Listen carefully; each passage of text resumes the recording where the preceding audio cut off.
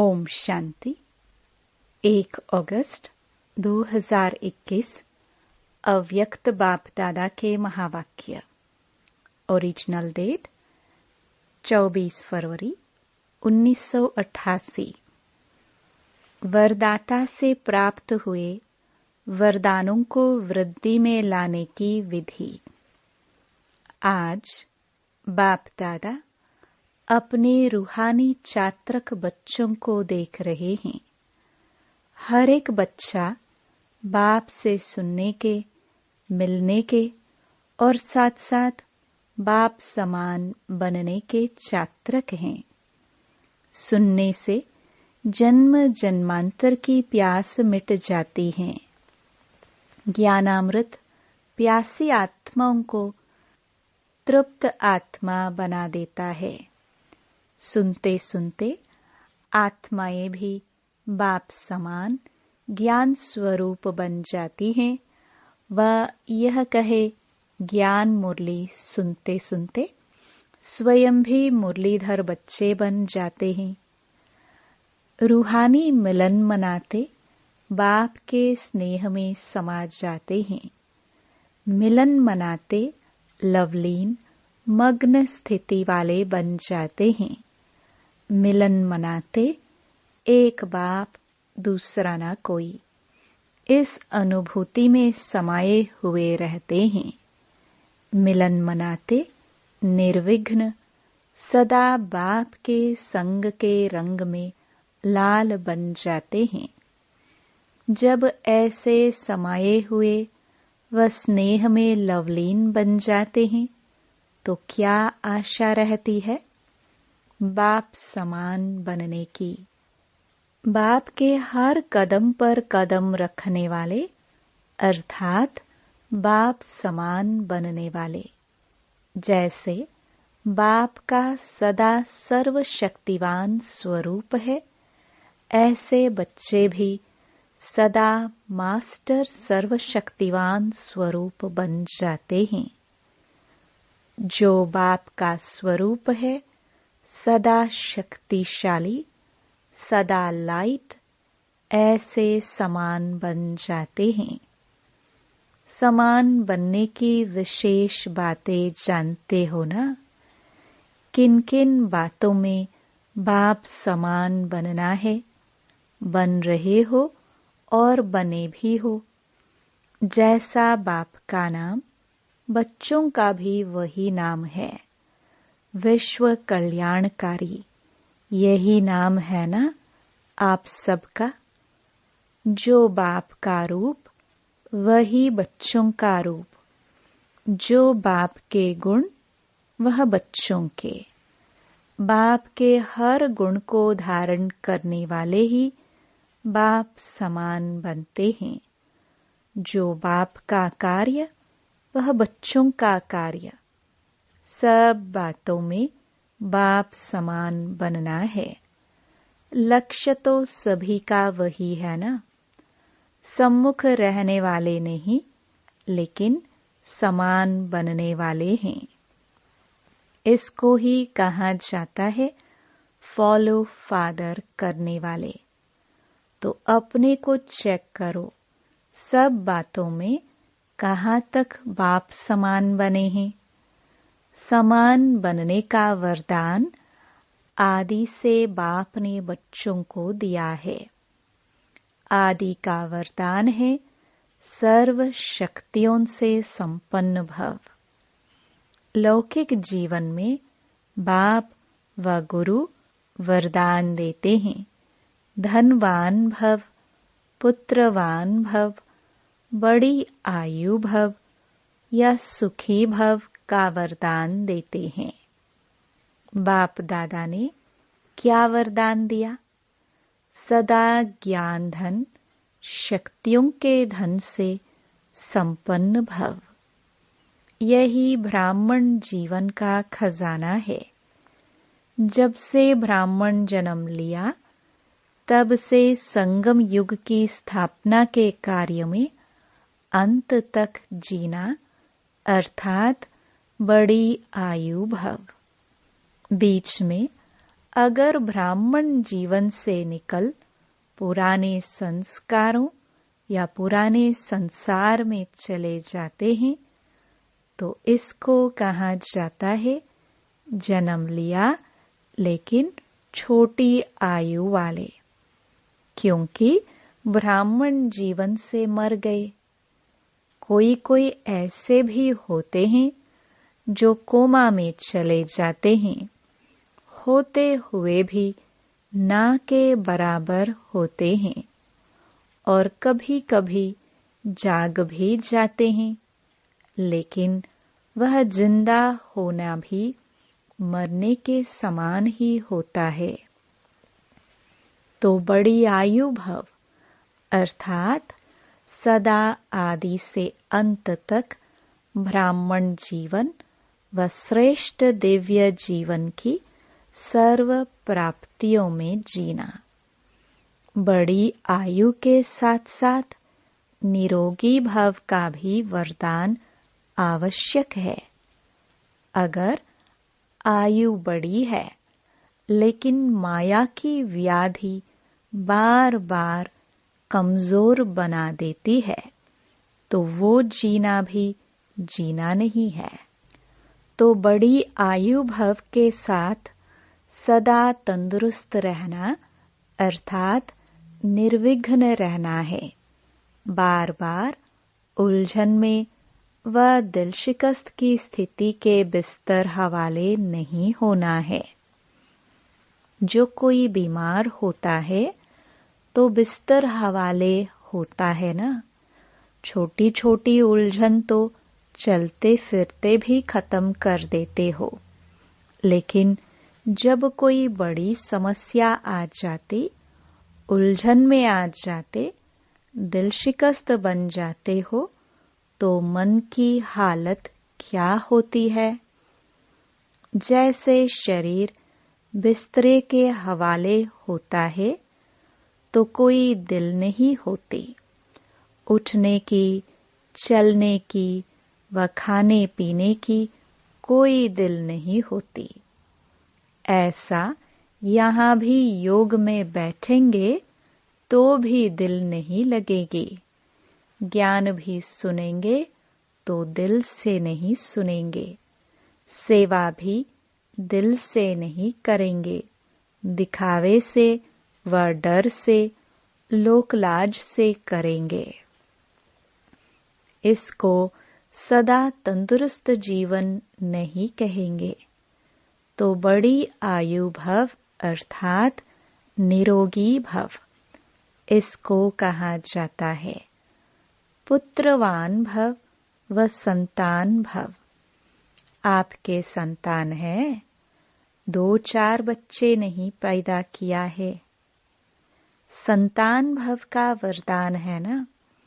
2-4 बच्चों का वरदान नहीं मिलता, लेकिन जब बाप समान मास्टर रचयिता की स्टेज पर स्थित हो तब तो यह सब अपनी रचना लगती है। बेहद के मास्टर रचयिता बनना, यह बेहद का पुत्रवान भव, संतान भव हो जाता।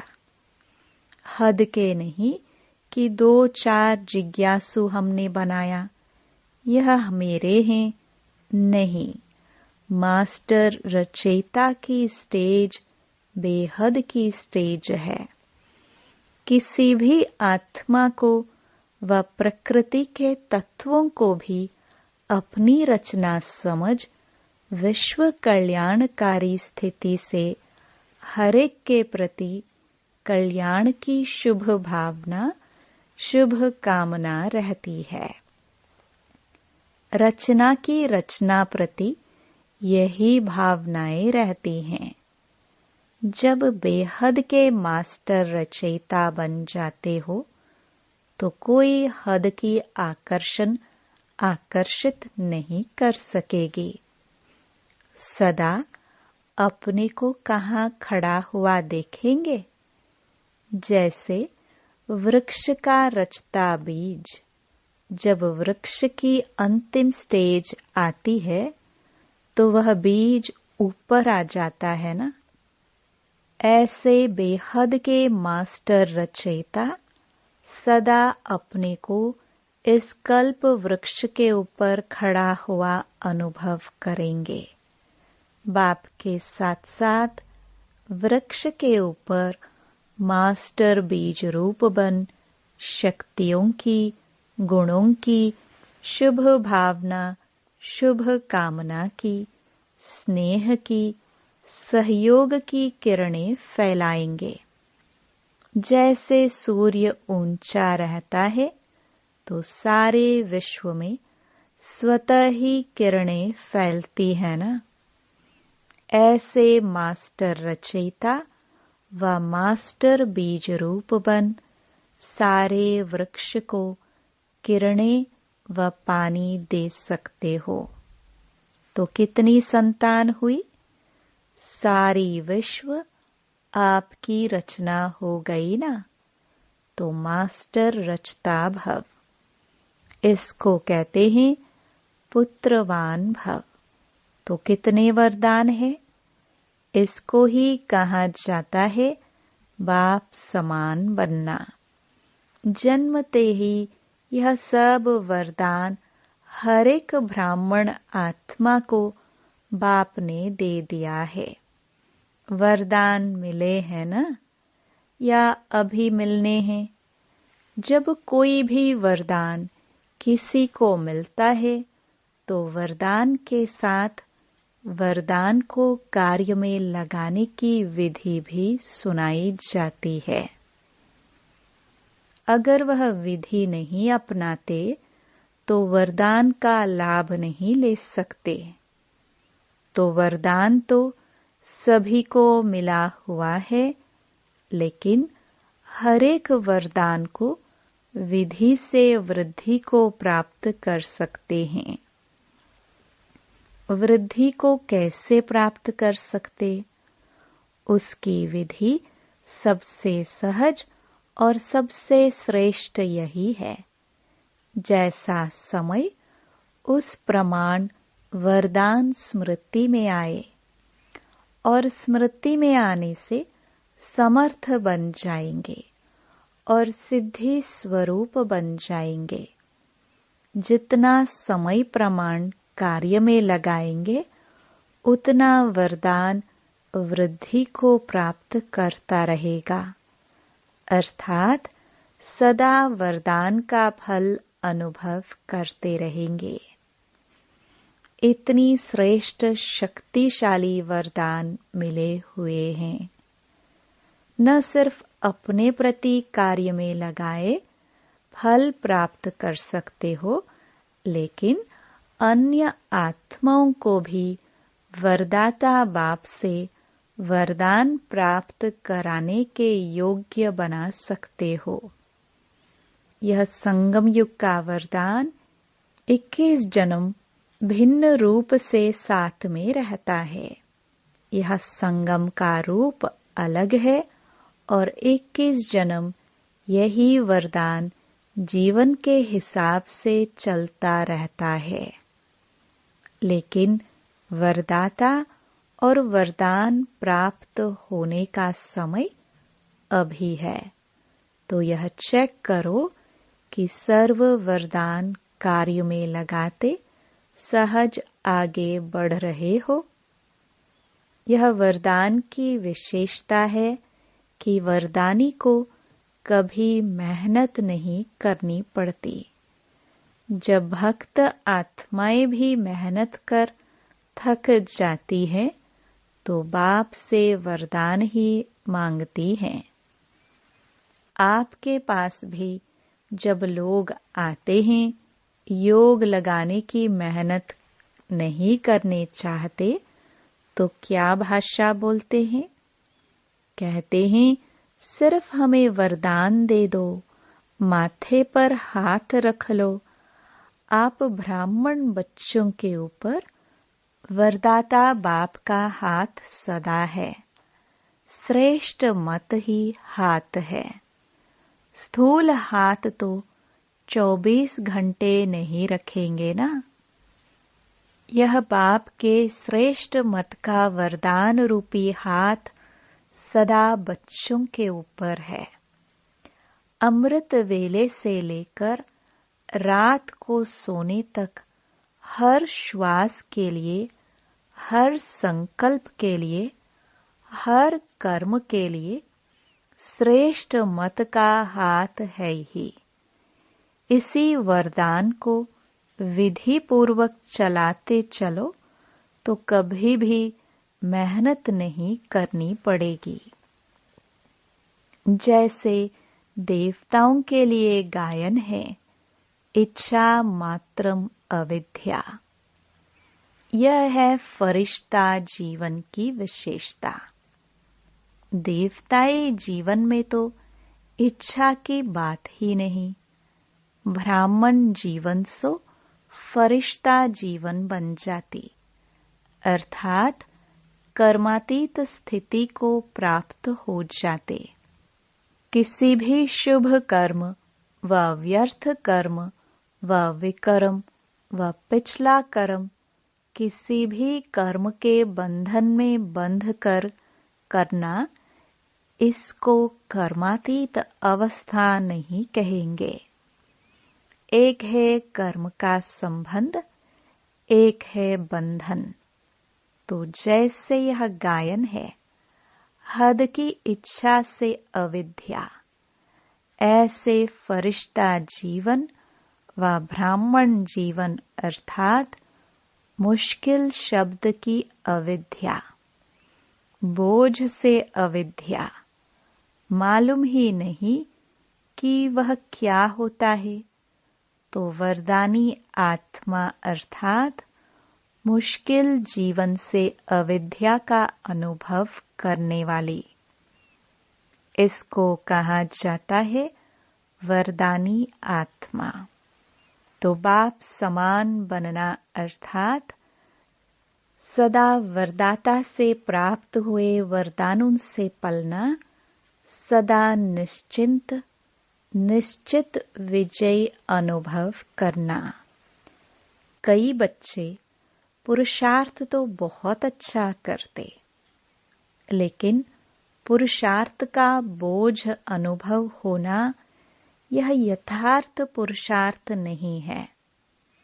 अटेंशन रखना यह ब्राह्मण जीवन की विधि है, लेकिन अटेंशन टेंशन में बदल जाता है।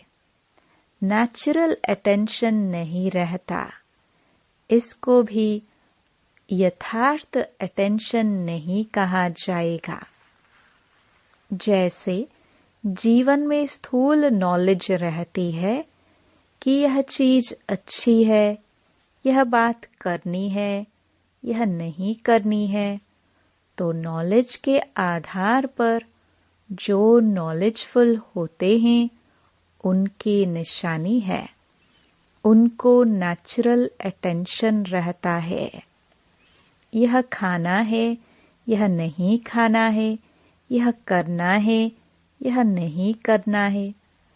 हर कदम में टेंशन नहीं रहता कि यह करूं या नहीं करूं, यह खाऊं या नहीं खाऊं, ऐसे चलूं व नहीं। नेचुरल नॉलेज की शक्ति से अटेंशन है।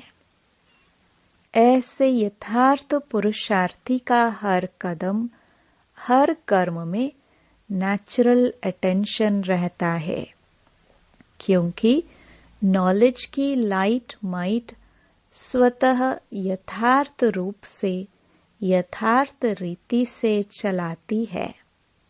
तो पुरुषार्थ भले करो, अटेंशन जरूर रखो, लेकिन टेंशन के रूप में नहीं। जब टेंशन में आ जाते हो तो चाहते हो बहुत काम करने व बनने चाहते हो नंबर 1, लेकिन टेंशन जितना चाहते हो उतना करने नहीं देता। जो बनने चाहते हो वह बनने नहीं देता, और टेंशन टेंशन को पैदा करता है, क्योंकि जो चाहते हो वह नहीं होता है तो और टेंशन बढ़ता है। तो पुरुषार्थ सभी करते हो, लेकिन कोई ज्यादा पुरुषार्थ को भारी कर देते और कोई फिर बिल्कुल अलबेले हो जाते। जो होना होगा हो जाएगा, देखा जाएगा। कौन देखता है, कौन सुनता है? तो न वह अच्छा न वह अच्छा है। इसलिए बैलेंस से बाप की ब्लेसिंग वरदानों का अनुभव करो। सदा बाप का हाथ मेरे ऊपर है, इस अनुभव को सदा स्मृति में रखो। जैसे भक्त आत्माएं स्थूल चित्र को सामने रखती हैं कि माथे पर वरदान का हाथ है, तो आप भी चलते फिरते बुद्धि में यह अनुभव का चित्र सदा स्मृति में रखो। समझा? बहुत पुरुषार्थ किया, अब वरदानों से पलते उड़ते चलो। बाप के ज्ञानदाता विधाता का अनुभव किया, अब वरदाता का अनुभव करो। अच्छा, सदा हर कदम में बाप को फॉलो करने वाले, सदा अपने को वरदाता बाप के वरदानी श्रेष्ठ आत्मा अनुभव करने वाले, सदा हर कदम सहज पार करने वाले, सदा सर्व वरदान समय पर कार्य में लगाने वाले, ऐसे बाप समान बनने वाले श्रेष्ठ आत्माओं को बाप दादा का वरदाता के रूप में याद, प्यार और नमस्ते। मुख्य महारथी भाइयों से मुलाकात। जन्म से कितने वरदान मिले हुए हैं? हर एक को अपने अपने वरदान मिले हुए हैं। जन्म ही वरदानों से हुआ, नहीं तो आज इतना आगे नहीं बढ़ सकते। वरदान से जन्म हुआ, इसलिए बढ़ रहे हो। पांडवों की महिमा कम थोड़े ही है। हर एक की विशेषता का वर्णन करे तो कितनी है। यह जो भागवत बना हुआ है वह बन जाए। बाप की नजर में हर एक की विशेषताएं हैं और कुछ देखते भी नहीं देखते हैं, जानते भी नहीं जानते हैं। तो विशेषता सदा आगे बढ़ा रही है और बढ़ाती रहेगी। जो जन्म से वरदानी आत्माएं हैं वह कभी भी पीछे नहीं हट सकती। सदा उड़ने वाली वरदानी आत्माएं हो। वरदाता बाप के वरदान आगे बढ़ा रहे हैं। पांडव गुप्त रहते हैं, लेकिन बाप दादा के दिल पर सदा प्रत्यक्ष हैं। अच्छे अच्छे प्लान तो पांडव ही बनाते हैं। शक्तियां शिकार करती, लेकिन कमाल तो लाने वालों की है। अगर लाने वाले लाए ही नहीं तो शिकार क्या करेंगे? इसलिए पांडवों को विशेष अपना वरदान है। याद और सेवा का बल विशेष मिला हुआ है। याद का बल भी विशेष मिलता है, सेवा का बल भी विशेष मिलता है। क्यों? उसका भी कारण है, क्योंकि जो जितना आवश्यकता के समय कार्य में आए हैं उसको विशेष वरदान मिला हुआ है। जैसे आदि में जब स्थापना हुई तो आप पांडव मर्ज थे, इमर्ज नहीं थे। शक्तियां एग्जाम्पल बनी और उन्हों के एग्जाम्पल को देख और आगे बढ़े। तो यह आवश्यकता के समय एग्जाम्पल बने। इसलिए जितना जो आवश्यकता के समय सहयोगी बने हैं, चाहे जीवन से चाहे सेवा से, उनको ड्रामानुसार विशेष बल मिलता है। अपना पुरुषार्थ तो है ही, लेकिन एक्स्ट्रा बल मिलता है। अच्छा, सेवा करने से जो सर्व आत्माएं खुश होती हैं, उसका भी बहुत बल मिलता है। जो अनुभवी आत्माएं हैं, उन्हों के सेवा की आवश्यकता है, क्योंकि जिन्होंने साकार में पालना ली है, उन्हों को देख करके सदा बाप ही याद आता है। कभी भी आप लोग दादियाँ कहाँ जाएंगी तो विशेष क्या पूछेंगे? चरित्र सुनाओ, कोई बाप की बातें सुनाओ, तो विशेषता है ना। इसलिए सेवा की विशेषता का वरदान मिला हुआ है। चाहे स्टेज पर खड़े होकर भाषण ना भी करो, लेकिन यह सबसे बड़ा भाषण है। चरित्र सुनाकर चरित्रवान बनने की प्रेरणा देना, यह सबसे बड़ी सेवा है। तो सेवा पर जाना ही है और सेवा के निमित्त बनना ही है। अच्छा, वरदान। हद की जिम्मेवारियों को बेहद में परिवर्तन करने वाले स्मृति स्वरूप नष्टो मोहा भव। नष्टो मोहा बनने के लिए सिर्फ अपने स्मृति स्वरूप को परिवर्तन करो। मोह तब आता है जब यह स्मृति रहती है कि हम गृहस्थी हैं, हमारा घर, हमारा संबंध है। अब इस हद की जिम्मेवारी को बेहद की जिम्मेवारी में परिवर्तन कर दो। बेहद की जिम्मेवारी निभाएंगे तो हद की स्वतः पूरी हो जाएगी। लेकिन यदि बेहद की जिम्मेवारी को भूल सिर्फ हद की जिम्मेवारी निभाते हो, तो उसे और ही बिगाड़ते हो, क्योंकि वह फर्ज मोह का मर्ज हो जाता है।